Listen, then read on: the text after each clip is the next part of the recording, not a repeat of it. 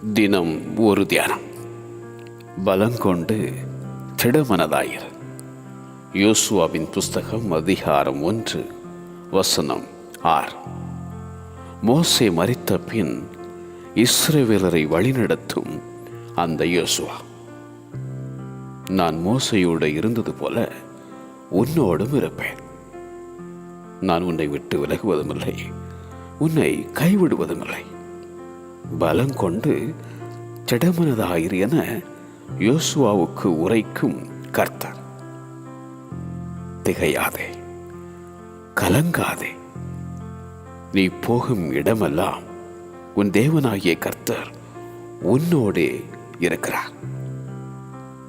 திடமனதாயிருந்து கர்த்தருக்கே காத்திரு. அவர் உன் இருதயத்தை ஸ்திரப்படுத்துவார்.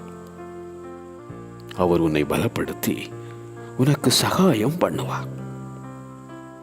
உன் பலவீனத்திலே அவர் பலன் பூரணமாய் விளங்கும்.